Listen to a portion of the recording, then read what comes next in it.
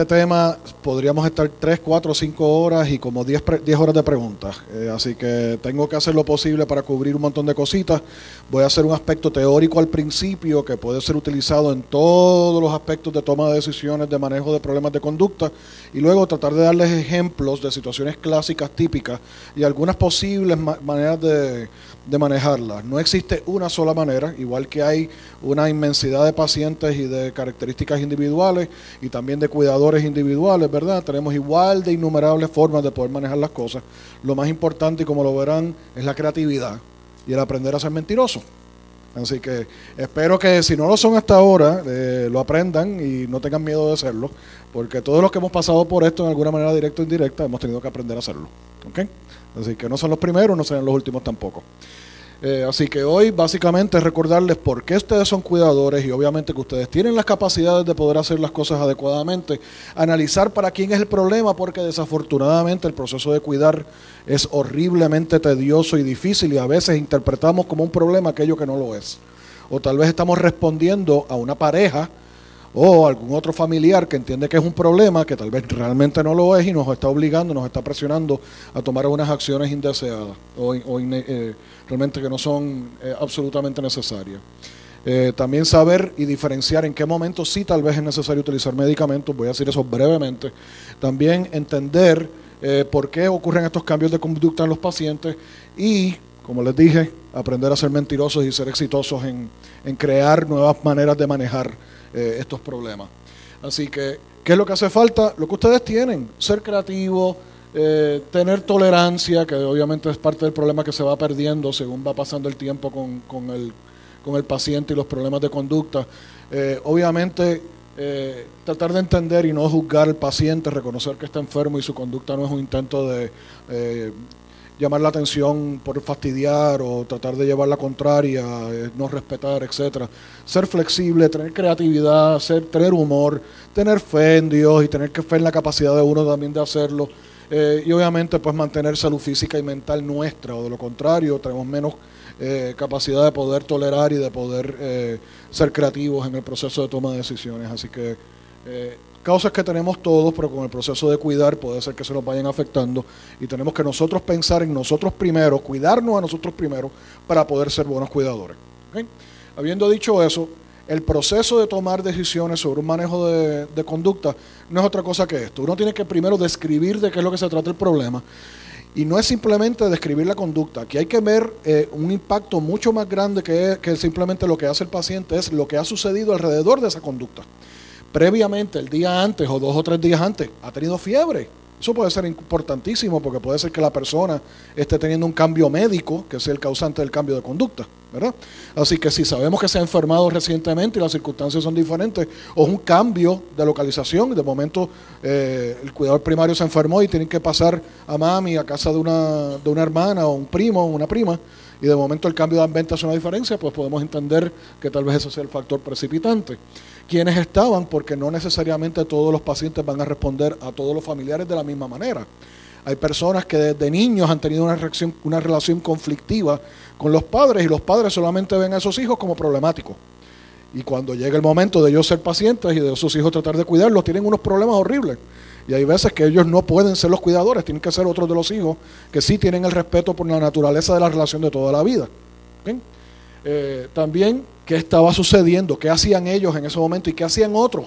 Porque a veces puede ser que el paciente está respondiendo y que hay mucho ruido, que tal vez la vecina del cuarto de al lado en el hogar está gritando y llorando, está pataleando, la están bañando y a lo mejor eso es lo que saca al paciente fuera de control y no necesariamente hay que hacer gran cosa, lo que hay que hacer es tal vez removerlo del área cuando bañan a esa señora, si esa señora siempre tiene problemas, para que obviamente no se exponga al ruido, etcétera. Lo segundo, pues, dónde sucedió lo que sucedió con el paciente, cuánto tiempo duró, porque si es algo extremadamente breve, qué pudo haber hecho que durara menos, ¿okay? ¿Qué sucedió en ese momento? ¿Cuál fue la respuesta de las personas que estaban envueltos en el momento al evento? Porque puede ser que tal vez el cuidador, sin darse cuenta, lo que hizo fue empeorar la cosa. O tal vez el paciente que estaba al lado en el hogar se entrepuso, hizo un comentario, se metió, o se puso a tocar a la persona y eso la puso todavía para fuera de control. Así que nuevamente, ¿cuál es la respuesta de las personas que están cerca? Vamos a hablar de 5 categorías más comunes de cuáles son las causas. Y cuando uno piensa en estas 5 categorías va a encontrar la gran mayor parte de las situaciones que los provocan. Vamos a poder entonces diseñar una intervención para poder modificar estos factores antecedentes y también los después del evento para disminuir cualquier impacto negativo que tiene una respuesta inadecuada, sea nuestra o de las otras personas que viven con el paciente, y podemos ejecutar esa intervención y luego tratar de describir en detalle cómo va el resultado, si está funcionando o no está funcionando, etcétera. Esto es un proceso, ¿verdad?, totalmente sentido común, es el proceso de toma de decisiones y de manejo de situaciones y control de calidad, si quieren ponerlo de esa manera. Aquí tenemos cómo considerar si realmente el tratamiento que hace falta es farmacológico o si es un tratamiento de terapia conductual, algo que no sea de medicamento. General, siempre hace falta intervenir de maneras que no sean farmacológicas. Es mucho menos la probabilidad que haga falta intervenir farmacológicamente con medicamentos, muy poco probable. Cuando es necesario es porque realmente hay peligrosidad. Usualmente eso ocurre cuando hay alucinaciones muy fuertes, que tal vez son de mucho miedo o que hacen a la persona reaccionar de maneras inapropiadas. Por ejemplo, a mí no me importa si está alucinando una niña que hay en la esquina y que hay que llevarle comida. Ahora, si la niña viene con un cuchillo y la va a matar o va a matar al nieto y tiene que ir a proteger al nieto y en el proceso se cae para ir a proteger al nieto, pues ya la cosa cambia. ¿Okay? Así que si no hay peligrosidad para la persona o para terceros, no me importa. Lo mismo si le están robando las cosas, pero no es un problema de que la persona se pone confrontativa o a pegarle al cuidador o algo por el estilo, no hay que necesariamente reaccionar tomando medicamentos. ¿Okay? Así que hay conductas y vamos a ver muchas de ellas que no responden a medicamentos. La mayor parte de los problemas de conducta no responden a medicamentos. Y cuando se les medica, lo único que se hace en ese proceso es sedarlos.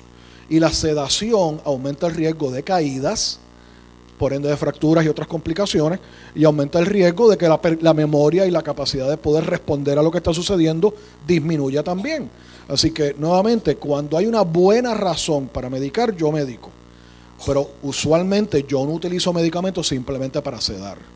¿Okay? Usualmente no es lo más adecuado. Así que, ¿qué situación provoca el tener que dar un tratamiento médico cuando el precipitante del problema de conducta realmente es un problema médico? ¿Cómo yo voy a saber eso?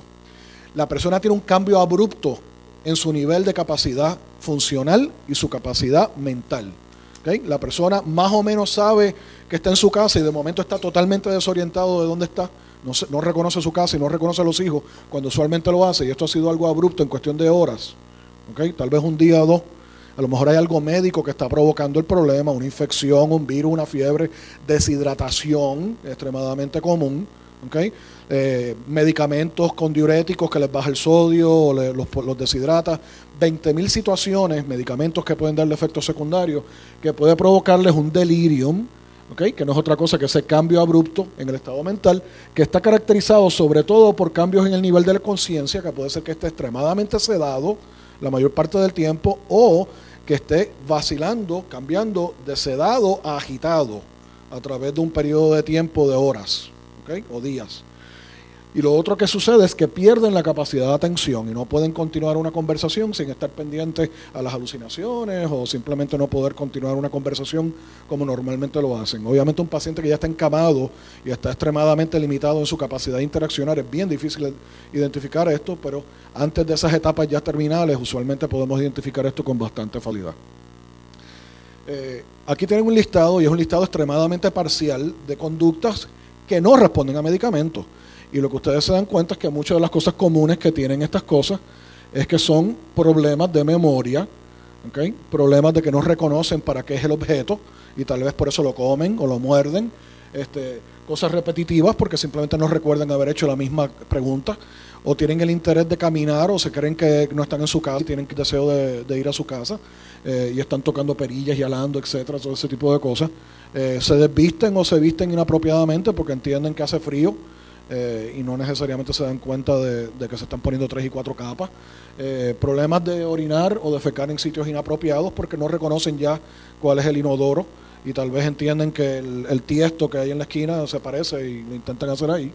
El deambular lo mismo, simplemente son personas que a lo mejor toda la vida les gusta caminar y joguear y hacer actividad física, o simplemente se sienten que tienen que salir de donde están tratando de buscar un poquitito de airecito, ¿verdad? Y salir de la situación si hay mucho ruido o están aburridos, etcétera. Así que se dan cuenta que son razones ulteriores, diferentes a realmente un problema real médico del paciente, sino que hay factores del paciente, de la enfermedad misma o factores externos que están provocando esta conducta. Nunca interpreten que cualquier conducta, la que sea, es una manera de demostrar que no lo respeten. Nunca. Pero sí traten de interpretar que cualquier conducta que no sea apropiada o deseada es un resultado de la incapacidad de poderse comunicar y por ende están tratando de mencionar algo, de decir algo. Ellos tal vez no lo saben, pero nos están diciendo peligro, estoy enfermo o me duele.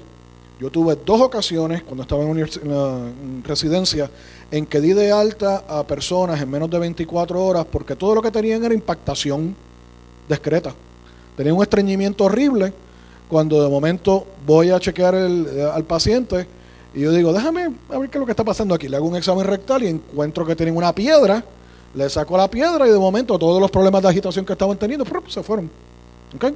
Que es bien importante, lo mismo dolor, cualquier tipo de dolor, aunque sea irritación en la piel por el sudor, tienen irritación debajo del seno, tienen en la ingle, tienen un poco de picor y tienen hongo. Eso nada más los puede poner extremadamente agitados, ¿verdad?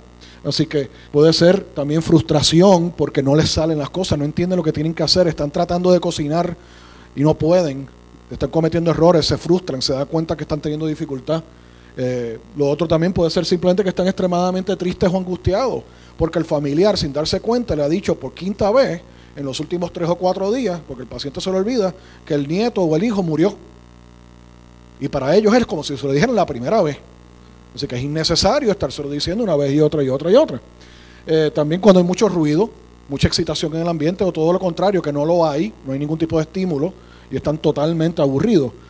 Puede ser también que necesitan ser atendidos con algo. ¿Okay? Están pidiendo algo, pero no pueden decirlo verbalmente, así que lo hacen de manera de pidiendo atención. Y dan golpes en la mesa, o cogen cuchillo y hacen así, o empiezan a escupir, y a lo mejor ¿qué es lo que les sucede? Les duele el diente, o puede ser que simplemente la comida está fría y no les gusta. Pueden ser 20.000 cosas, y estamos asumiendo que lo hacen por fastidiar, y ese no es el caso, ¿verdad? Hay que evaluar mucho más allá. Puede ser también autoprotección. Hay veces que sí se sienten invadidos en su espacio. Hay veces que, sobre todo cuando no tenemos tiempo y queremos empujar las cosas, ir más rápido de lo que realmente ellos pueden ir, se frustran, se molestan con la persona que los está tratando de llevar y para autoprotegerse a lo mejor meten el manotazo o levantan la mano, si te cojo, ¿okay? Y nuevamente es porque no estás yendo a la velocidad que ellos pueden, los estás forzando y al sentirse forzados se frustran, se molestan y claro que van a reaccionar de esa manera. Estos son los 5 elementos que les dije que se pueden resumir la gran mayor parte de los casos en una de estas 5 áreas. La primera, cuando tienen las habilidades mentales disminuidas, que es el caso de todo paciente de demencia y sobre todo en Alzheimer, va a ser el caso, va a haber pérdida de memoria, tanto la memoria inmediata y reciente al principio de la condición y también la remota eventualmente. ¿Qué sucede? Se les van a olvidar noticias como obviamente el que la persona falleció y cada vez que se lo digan va a ser como nuevo, lo que acaba de suceder se le olvida y van a estar preguntando, o las instrucciones que se les dio, va a estarla preguntando 50 veces y a lo mejor pregunta 3 y 4 veces todos los días cuando es la cita médica y no toma una semana, pero todos los días la preguntan y la preguntan y la preguntan. Y la remota, el problema puede ser que, por ejemplo, ya no saben cómo abotonarse, ¿okay? No pueden recordar cómo hacer cosas que antes hacían correctamente en la cocina y cometen errores y ponen sal donde no es, o ponen 2 o 3 veces, eso sería cortado, o están simplemente incapaces de poder hacer la cafetera y usar la cafetera, ya no recuerdan los pasos, ¿ok? Lenguaje, nuevamente, el poderse comunicar verbalmente o hasta por escrito, o el entender un consejo, o el entender unas instrucciones, y por eso hay que ir despacio, enunciar lentamente, que yo no lo hago. También hace falta decir una sola cosa a la vez. Les decimos 2 y 3 cosas a la vez y se confunden, es demasiado sobreestímulo y no van a entender, no lo van a hacer, se van a frustrar. En cuanto al razonamiento, el problema es que no pueden entender claramente lo que está sucediendo y por ende no pueden desarrollar una estrategia de cómo responder a eso. Y para colmo, el desarrollar el plan y poderlo ejecutar también les cuesta trabajo porque no pueden planificar y secuenciar las cosas que hay que hacer. Y por último, el reconocer los mismos sentidos puede ser un problema porque puede ser que malinterpreten cosas que ven como si fuesen ilusiones de que ellos ven una maceta y creen que es un niño que está en el piso, o simplemente llega un momento en que empiezan a no poder reconocer las caras conocidas, y aquella cara que era conocida y que era agradable, la de una hija, de momento no necesariamente la reconoce, y hasta se siente que es una persona desconocida, ¿okay? Y se siente incómodo entonces cuando es el momento de bañarse y uno dice, wow, espérate, antes no costaba trabajo y ahora sí, ¿por qué? Y esta puede ser, por ejemplo, una de las causas. El segundo es el ambiente. Ya más o menos mencionamos cuando hay demasiada estimulación o cuando hay muy poca. Así que ese aburrimiento y esa soledad, a veces simplemente con acompañamiento, con socialización, puede ser bien útil el que puedan disminuir algunas conductas, el tener ciertas actividades diurnas y ejercicio todos los días, cosas sencillas y leves. Pueden ser cosas en grupo, pueden ser individuales. Todo este tipo de cositas puede ser útil para que la persona se pueda sentir estimulado e interesado durante el día, y de esa manera también les ayuda a dormir. Les ayuda a dormir porque si están cansados durante el día y no durmieron durante el día, que es uno de los problemas más grandes que hay, ¿verdad? El que fragmenten el sueño, duermen de día y después en la noche no pueden dormir bien, nos ayuda a prevenir ese problema. La falta de espacio, por darles un ejemplo, nunca me olvidaré, en un hogar, esta persona estaba todo el tiempo caminando desesperadamente dentro del hogar, y todo lo que hubo que hacer fue remover 2 o 3 sillas o moverlas de lado, mover el sofá, y ya la persona era una pista, y la persona literalmente caminaba su ruta de la pista. Y eso era lo que hacía todo el día, todo el día. Antes de eso tumbaba cosas, se molestaba, se enfogonaba, gritaba. Ahora tenía su espacio para caminar y caminaba de lo más bien su rutita, y hacía su rutita, de lo más tranquilo. ¿Okay? Falta de iluminación ayudaría a que la persona, puede ser que malinterprete lo que está sucediendo y a lo mejor se sientan agobiados o con miedo por la oscuridad. Y también, bueno, esto lo mencioné ya, que es la malinterpretación, hasta por ejemplo auditivamente, de un autoparlante. Si hay en un hogar hay algún tipo de sistema de audio, de intercom, puede ser que empiecen a interpretar que esa voz viene de otro lado, que son otras personas que le están dando instrucciones a ellos, y después ellos se quejan de ¿por qué me están llamando? ¿Por qué me están llamando? ¿Por qué me están llamando? ¿Okay? Ya síntomas psiquiátricos per se pudieran ser que sean necesarios que se utilicen como tal medicamentos, pero no necesariamente en todas las ocasiones, sobre todo si hay condiciones psiquiátricas preexistentes, unas depresiones muy severas o trastornos de ansiedad muy severos, o esquizofrenia, que es menos probable que tenga demencia, pero pudiera tener algún tipo de grado de condición demencial dentro del proceso. Y definitivamente donde es más común que haga falta entonces utilizar medicamentos sean en los pensamientos irreales, sobre todo de paranoia. Sería el más común que va a traer problemas de conducta que necesita algún tipo de intervención. Este es esencial también, que es la identificación y el manejo de los problemas médicos. Uno de ellos es, como dijimos, el delirium. Bien importante identificar cuando hay un insulto médico que esté cambiando el cuadro de la persona. Pero el otro es el dolor. Ya les dije el caso de la persona con la impactación discreta, pero alguien que simplemente por medicamentos no pueda orinar bien y tenga retención y tenga la vejiga extremadamente llena, puede molestarle. La persona que tenga simplemente picor o tenga dolor, digamos, de una neuropatía diabética, ya con eso entonces empiezan a dormir horriblemente mal y están quejándose de malestar, y a lo mejor cuando no lo pueden expresar lo dicen físicamente con agitación, metiendo patadas o inquietos o gritando, etcétera. Así que bien conscientes de que el dolor es altamente prevalente en las personas mayores de edad, y nuestros pacientes no son la excepción.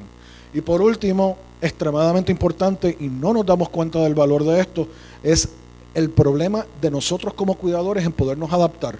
A veces en nuestra relación como tal con el paciente, como dijimos ahorita, que podría haber dificultad del paciente responder al cuidador específicamente por la relación previa, pero también puede ser un problema de acceso, puede ser que no hay suficiente contacto con el cuidador y lo que están pidiendo es atención, o la actitud no sea apropiada, la persona no ha aprendido a manejar al paciente o está teniendo problemas manejando sus problemas personales y sin darse cuenta no tiene tolerancia hacia el paciente y está tratando de hacer las cosas ya con frustración, con coraje, a la fuerza, tal vez intimidando.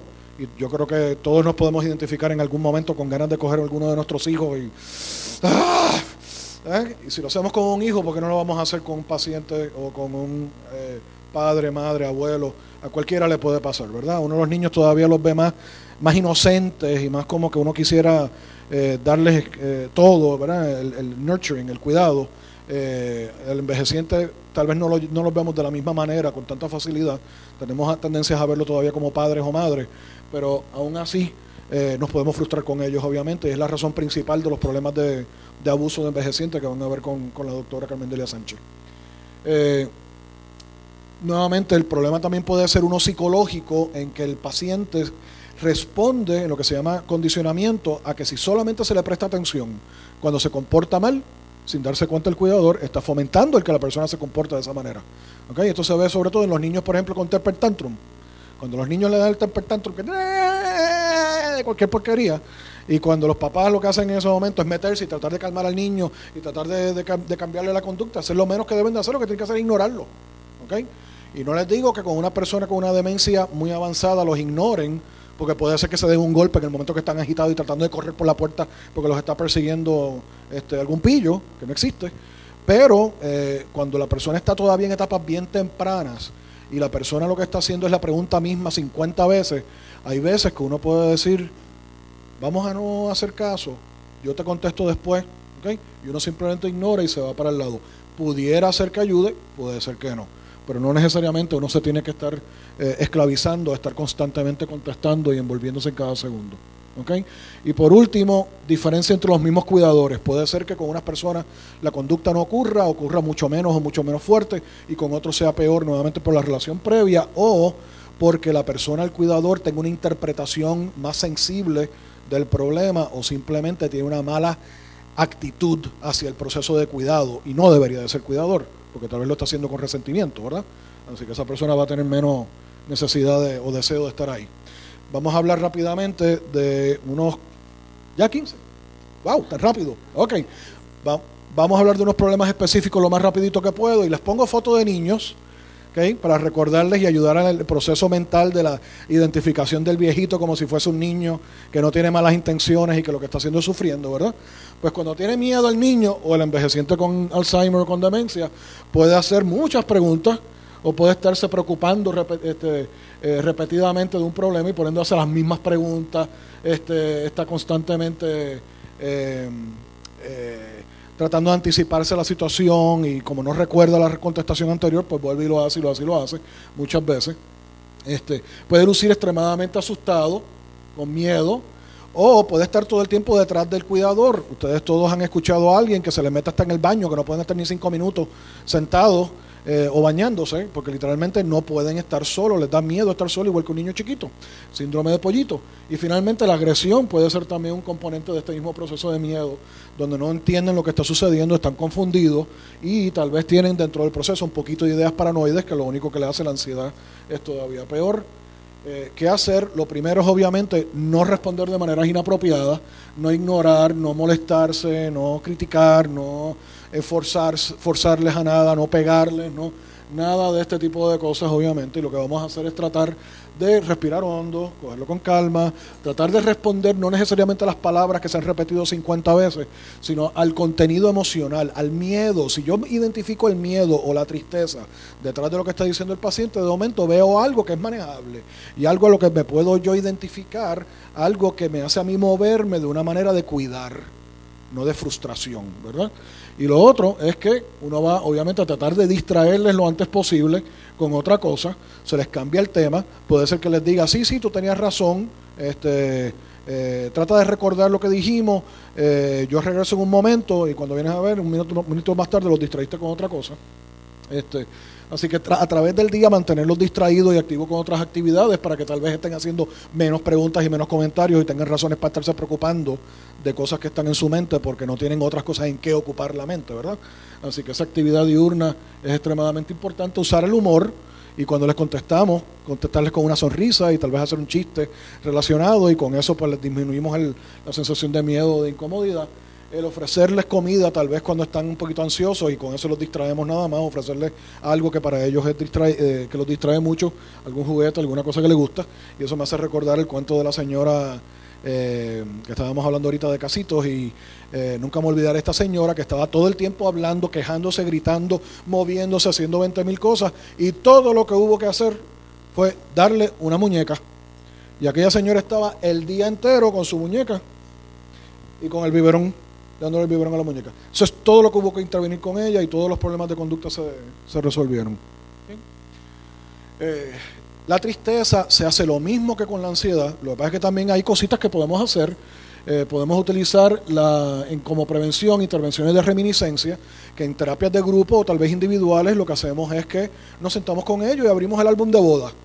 Ay, qué linda tu boda, aunque la hayamos visto 50 veces el mismo álbum, pero cuéntame el cuento de tu boda, ¿ok? O cuéntame el cuento de cuando nació mi hermana fulana, ¿ok? Y con el proceso de contar cuentos que son capaces de recordar, porque la memoria pasada todavía está mejor, se sienten útiles, se sienten partícipes, están socializando, están más contentos y no se están envolviendo en algo que no son capaces de hacer, que los frustra. ¿Okay? Así que eso les va a ayudar con el estado de ánimo. La actividad física, la socialización y actividades tolerables para evitar que ellos se traten de hacer cosas que no pueden y entonces se molesten y tienen lo que se llama una respuesta catastrófica. ¿Okay? Por último, siempre hay que considerar la posibilidad de una evaluación de la parte de la conducta por un especialista de envejecientes, por la posibilidad de que sí que haya una depresión o de que haya lo que se llama incontinencia de afecto. Cuando hay infartos pequeños en ambas partes de los lóbulos frontales, ustedes tal vez han visto algún que otro paciente, usualmente esto no es Alzheimer, esto es vascular, ¿okay? Pero de que puede coexistir con Alzheimer, puede coexistir. Y la persona lo que va a hacer es que va a llorar de repente sin ninguna razón, y es como si hubiesen abierto la llave del agua. 10, 15, 20 segundos más tarde, ¡pum!, cerraron la llave para de llorar. ¿Y por qué tú estabas llorando? Yo no sé. ¿Tú te sientes mal? No. Y un segundo antes de que empezara a llorar tampoco estaba hablando de nada triste. Así que no hay ninguna razón, es literalmente una incontinencia de lágrimas. ¿Ven? Se abrieron las compuertas y ¿okay? Así que eso es una desregulación del cerebro y eso responde preciosamente a los antidepresivos. ¿Okay? Preciosamente a los antidepresivos serotonérgicos. Aquí les pongo, este no es mi perrito, pero se parece mucho, por eso lo escogí. No hace nada. ¿Okay? Este es el típico paciente que lo que tiene es una apatía horrible, está pasivo, no se mueve, no se interesa en nada y los familiares están desesperados, que está deprimido, que qué le pasa. No le pasa nada, es parte del proceso de la enfermedad y tenemos que aprender a tolerar eso y lo único que se puede hacer es tratar de envolverlos en actividades que para ellos sean interesantes y placenteras. Así que hay que buscar y buscar y buscar. ¿Okay? Puede ser algo tan sencillo como que si recuerdo a este señor que era carpintero y se le compraron unos muñequitos, unos juguetitos de plástico, de destornillador y de hammer, martillo y otras cositas. El señor se pasaba el día entero, ¡pam, pam, pam, pam, pam! ¿Okay? Y eran de plástico, así que no hacían tanto ruido. ¿Okay? Entretenidísimo y súper contento cuando antes estaba todo el tiempo mirando para el techo sin hacer nada. ¿Okay? Así que eso es parte totalmente común y normal del proceso del daño cerebral. Pérdida de memoria, tanto apatía por la pérdida de memoria como apatía por el proceso también de daño cerebral en el aspecto de ánimo. Y esto es para diferenciarles apatía de depresión como tal. En la depresión la persona está consciente y le molesta, sufre de no tener ánimo por hacer las cosas. En la demencia, cuando la persona tiene apatía, no le importa, no tiene ningún sufrimiento, la persona está de lo más tranquila y de lo más bien sin hacer absolutamente nada. ¿Okay? Y aquí la persona en depresión pues puede hablar muy bien. Usualmente el paciente que tiene demencia ya tiene otras áreas afectadas. Cuando llegan a este nivel tienen otras áreas afectadas cerebrales y tienen problemas ya de habla y también de reconocer objetos en algunos de ellos. Así que son características que diferencian uno del otro. ¿Okay? Ya esto es un paciente que ha progresado más en su demencia y este paciente no necesariamente tiene demencia o la tiene extremadamente todavía temprano, relativamente temprano. Me quedan 10 minutitos, voy corriendo. ¿Qué tal hablar disparate? Obviamente después de que ya entendemos que Santa Claus no existe, si de momento creemos de nuevo que Santa Claus existe y que vino y me saludó, pues estamos hablando de disparate, ¿verdad? Esto es bien común. Ellos inventan mucha información porque lo que están haciendo es confabulando, tratando de llenar huecos en su memoria, cosas que no recuerdan y que no entienden. Y esta es la pregunta típica. ¿En qué año estamos? 1900... a lo mejor dicen algo y a lo mejor no dicen nada, ¿verdad? Y el paciente que me dice a mí, ay doctor, qué bueno haberle visto de nuevo, nunca lo había conocido, nunca había venido a la oficina, pero obviamente tratando de ser sociales y buena gente y se están inventando las cosas. ¿Okay? Cuando dice que habla con familiares fallecidos, no es necesariamente que los está alucinando, que eso es lo que cree, porque está tratando de llenar huecos en su memoria. ¿Okay? Así que para él todavía la persona vive y no recuerda que falleció. Y también que a veces que le pegan y otras cosas de ideas paranoicas que pudiera ser que necesariamente se tenga que utilizar el medicamento. ¿Okay? ¿Qué no hacer? Obviamente no insistir en que la persona regrese a la realidad y se dé cuenta de lo que está sucediendo. Esto es lo más importante, no entrar en ese conflicto, no tratar de corregirlo, no tratar de convencerles, no criticarles el error y todo lo contrario, ignorar el proceso, darle la razón si es necesario y cambiarle la atención a otra cosa, o simplemente seguirle la corriente y después de un minutito le cambiamos el tema a otra cosa por completo. La hora del baño, extremadamente complicado, ¿okay? No se deja bañar o simplemente grita y no se deja. Aquí pues obviamente tenemos el problema de que la persona puede ser que todavía pueda hacer algunas cosas y lo que está haciendo es quejarse de que no me dejan a mí mismo bañarme. Así que tratar de dejarlos que puedan hacer las cosas que ellos puedan hasta donde lleguen, ¿verdad? Tanto físicamente como mentalmente. También estar bien pendientes, estar presentes, porque a veces el problema es que tienen miedo y como no pueden expresarlo, tienen miedo de que los dejen solo en el baño y caerse. ¿Cuáles son los dos miedos grandes de los envejecientes? Caerse, ¿y el otro? No ir al baño. No ir al baño. La impactación, obstruirse. ¿Okay? Esos son los dos miedos grandes, ¿okay? Los dos miedos grandes de las personas mayores. Tengan Alzheimer o no tengan Alzheimer. ¿Okay? Lo otro, pues obviamente hay que evaluar la capacidad de la persona para hacer las diferentes actividades para entonces de reducir el riesgo, y a lo mejor la persona está tratando de no bañarse porque tiene miedo a caerse, etcétera, y lo que vamos a hacer es entonces facilitar la entrada al baño o facilitarle la utilización del jabón. Hay diferentes otras cositas. La temperatura del agua, obvia. La temperatura del ambiente. Hay veces que con que uno deje el agua caliente correr y haya un poquito de vaporcito caliente, de momento la persona puede ser que esté más dispuesta a bañarse. Lo otro es el horario. La mañana tiende a ser el momento más común, más fácil de hacer cualquier actividad con la persona con demencia. Según va pasando la tarde, después de las 3, 4 de la tarde, empieza el síndrome del atardecer. En un porcentaje alto de ellos están más confundidos y obviamente van a estar más resistentes, menos dispuestos a hacer las cosas. Va a costar más trabajo. Lo otro es prepararlo todo, tenerlo todo bien listo. No me voy a meter en esto en exceso. Hay personas que si hace falta que los bañen en la bañera con la tina ya medio llena, no esté demasiado llena, más que 2 o 3 pulgaditas, y les echamos agua con cubitos. By the way, esta conferencia, este material se lo dejo con Wally y con Ángel Luis a la disposición de la asociación. Cualquiera de ustedes que quiera, por favor se los piden, pues obviamente que hay muchos detalles que no puedo estar cubriendo todo, ¿ok? La hora de comer y de dormir, bien importante. Obviamente, mientras más ejercicio durante el día, mejor. Mantenerlos hidratados, que tomen mucho líquido a través del día, o de lo contrario se deshidratan y van a tener problemas de delirium. Lo otro entonces es que sea placentera, comida que les gusta, que esté bien condimentada. Ellos pierden el olor y por ende pierden sabor de la comida, que tenga la temperatura adecuada, ni demasiado caliente ni demasiado fría, pero usualmente no les gusta temperatura ambiente, les gusta que tenga su temperatura, ¿okay? También que sea la persona que tal vez es la que más les gusta comer. Y a veces hay que tratarlos como si fuesen bebés, y a veces hay que alimentárselos cucharaditas y cucharaditas y cucharaditas. También a veces que simplemente con sonreírles o cantarles cancioncitas de cuna, ¿okay? Puede ser que eso sea útil. Cambiarles la comida, a lo mejor es un problema de masticar y tienen que cambiarla que sea hablando, o a lo mejor puede ser que haga falta comida que ellos puedan coger con las manos, porque ellos todavía insisten en alimentarse ellos mismos, pero no pueden alimentarse con la cuchara o con el tenedor. Y a veces simplemente con dar el ejemplo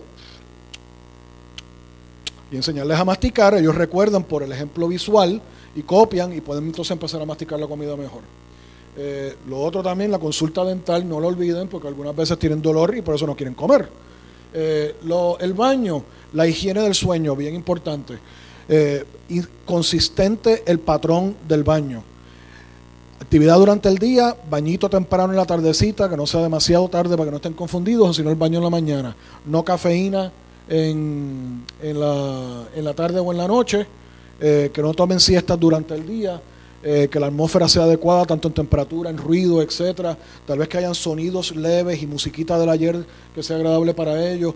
Estar pendiente que no vaya a hacer que tengan dolor, la neuropatía, que no tengan hambre, que no vaya a ser que por eso también estén con dificultades para dormir. Efectos secundarios de medicamentos, muchísimo. Ocurre extremadamente en muchísimas ocasiones. Las restricciones físicas las van a estar peleando, no les va a gustar, así que tratar de no utilizarlas para nada. Y utilizar camas con barandilla. Malas decisiones. Para este señor esta decisión no es mala, ¿verdad? Para él era buenísima. ¿Okay?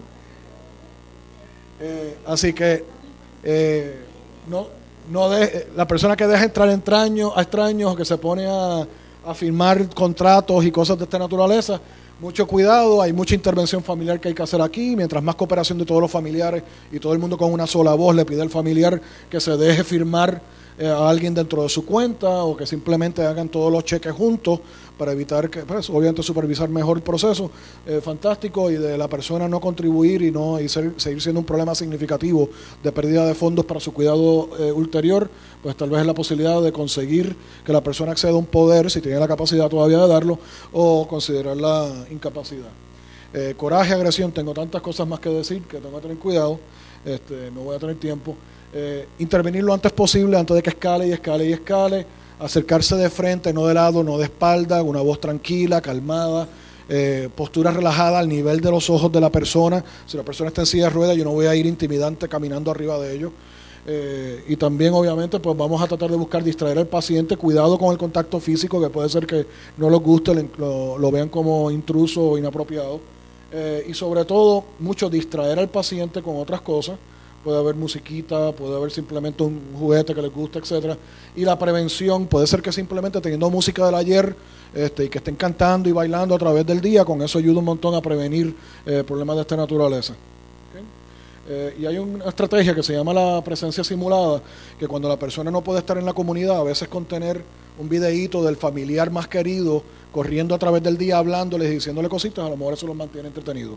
Cuando no cooperan, algo muy similar a lo que hemos dicho ya, no insistir, pero después de unos minutitos volver a intentar de otras maneras, como por ejemplo ofrecerles algo que desean, comida, etcétera, o ofrecérselos por cuando terminemos la actividad, o simplemente, como yo les digo a los cuidadores, dile que tú te le pediste que hiciera esto, que ya el agua está calientita como a él le gusta y que el baño está preparadito como a él le gusta, que él fue el que se lo pidió. Y a lo mejor con eso diga, ok, está bien, como yo soy el que mando y yo soy el que doy las órdenes, claro, gracias por hacer lo que yo te dije. Y de momento van lo más contento y lo más tranquilo para el baño. ¿Okay?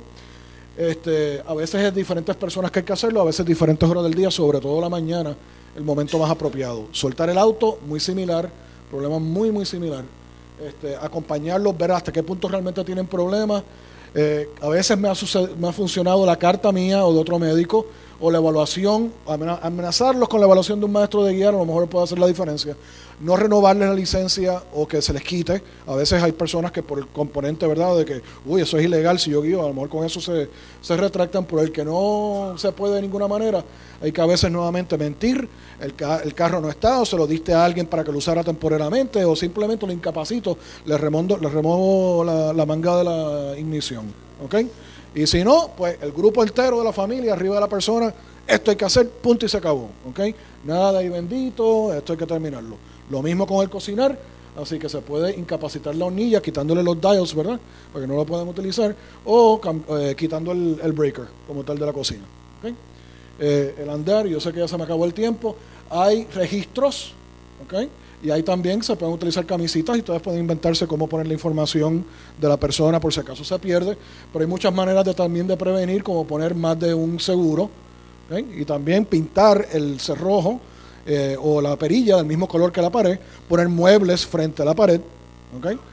Muchísimas cosas que se pueden intentar para prevenir, ¿okay? Mantenerlos activos, evitar sin embargo los estímulos excesivos que a lo mejor quieran caminar por eso. Si son personas que les ha gustado hacer ejercicio toda la vida, permitirles tener un sitio seguro donde caminar. ¿Y qué más? Y efectos adversos de medicamentos. Hay una categoría de medicamentos que son los antipsicóticos, sobre todo los que se llaman como Abilify, Geodon, y de los nuevos ahora que están saliendo la Tuda y otros, que tienen tendencia a producir acaticia, que es una respuesta de ansiedad y de desespero, que lo que tienen que hacer es moverse físicamente. Así que si están en ese tipo de medicamentos hay que tener mucho cuidado. Ya yo he tenido 2 o 3 personas que han tenido problemas con eso y que removiendo el medicamento se ha resuelto el problema. Este es el último slide. ¿Okay? Gracias, me están dando el permiso. Gracias. Y la conducta inadecuada sexual, primero, ¿realmente es una conducta sexual o es otra cosa? Se está rascando porque tiene picor, ¿okay? O tiene ganas de ir al baño, no sabe cómo decirlo, o está sucio, necesita que lo cambien. ¿Qué tal? Necesita atención, nadie me habla, nadie me toca, nadie viene a estar conmigo, ¿okay? Y como los niños chiquitos se tocan y les gusta, pues amor, se tocan y les gusta. ¿Ok? Y no es necesariamente un pecado ni nada por el estilo, simplemente la persona está disfrutando un momento de algo que los estimula y los hace sentir mejor. ¿Ok? ¿Es realmente inapropiado? Ocurre que se enamoran cuando están en etapas tempranas o moderadas. Se enamoran y no necesariamente van a hacer ningún acto sexual, por el hecho de que se agarren las manos o de que se den un besito, se les puede permitir. ¿Okay? Sobre todo si están viviendo en una comunidad con otros pacientes. Y a lo mejor necesitan privacidad. Y no hay ningún problema con eso. ¿Okay? El problema es cuando obviamente se hacen cosas inapropiadas en público. Puede ser que la persona se desnuda porque se siente que es el momento de bañarse. Me siento sucio, tengo calor, no me doy cuenta de dónde estoy. ¿Okay? Proveer una bata y simplemente redirigirlos y llevarlos al baño si es necesario. Así que utilizar mucha calma, mucha firmeza, redirigir de nuevo. Si la persona literalmente se está tocando demasiado sus partes privadas, considerar darle algo con que jugar para mantener esas manos ocupaditas. ¿Okay? Y nuevamente la actitud de no ridiculizar y no confrontar.